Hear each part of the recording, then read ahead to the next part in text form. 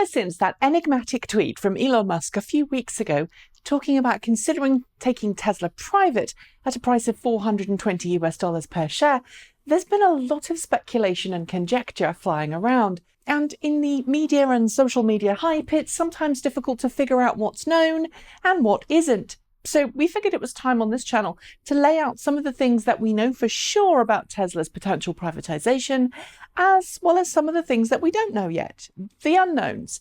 This video is going to focus on the 5 things we know, and there's a companion video coming out on the 5 things we don't yet know. So be sure to keep your eyes peeled for that one too. An hour or so after releasing that now infamous tweet, Elon Musk sent a letter to Tesla employees explaining his reasons for thinking that privatization was the right path for Tesla moving forward. Among them was a desire to help Tesla focus on something other than the quarterly earnings report, something which Musk has moaned about in the past and says distracts from Tesla's primary mission to accelerate the world's transition to renewable energy.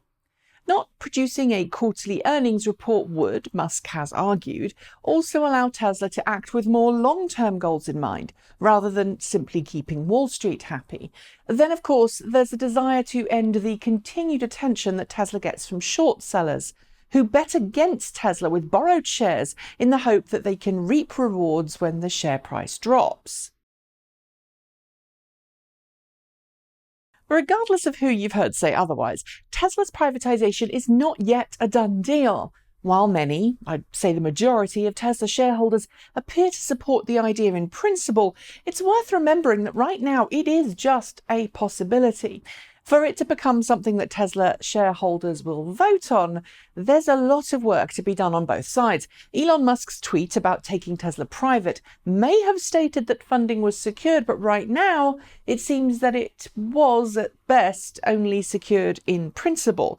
Before privatization can even be voted on by the board of directors or shareholders, there are likely more final negotiations to be carried out, followed by a host of due diligence investigation, more paperwork than you or I would ever want to complete, and then regulatory approval processes that must be followed through.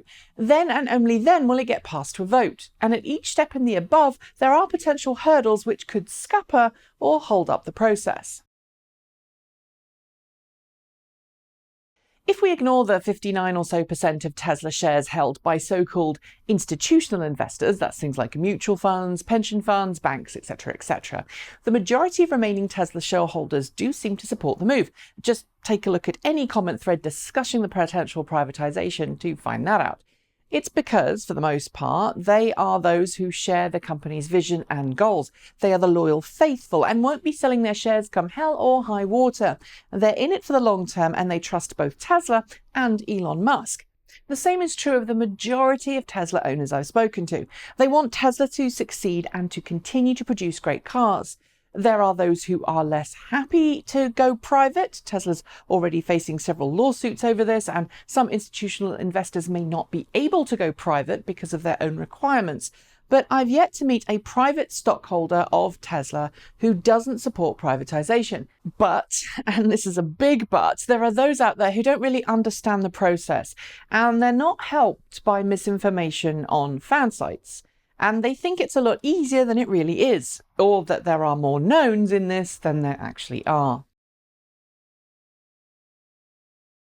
One of the weirdest rumours flying around the internet in the past few weeks has stated that the Saudi Arabia Public Investment Fund, which Elon Musk says has been interested in helping Tesla become private for many years, is only interested in Tesla so that it could essentially kill the electric car company.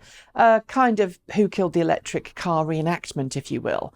Those spreading this particular rumour says there's no reason a country like Saudi Arabia, which has been at the forefront of the petroleum industry for decades, would want to be involved with an electric car company.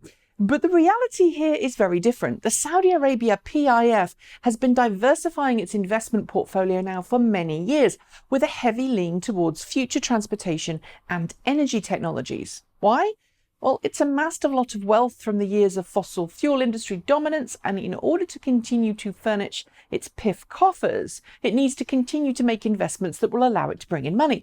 And when it comes to renewable energy and transportation, there are few companies like Tesla. Although, I should note that the PIF is also allegedly looking at investing in Tesla rival Lucid Motors.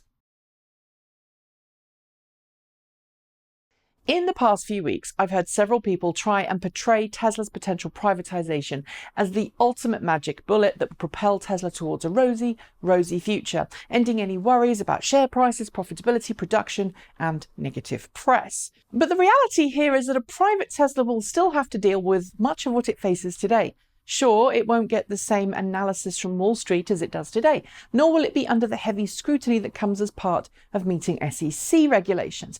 But private or not, Tesla will still have a lot of debt to pay back. This is especially true since Elon Musk has stated that Tesla's privatization will take place by selling equity, not debt. A private Tesla is likely to be far stronger than a public one, at least for the next few years.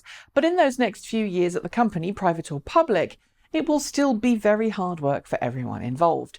Have I missed anything else that's important that we already know about Tesla going private?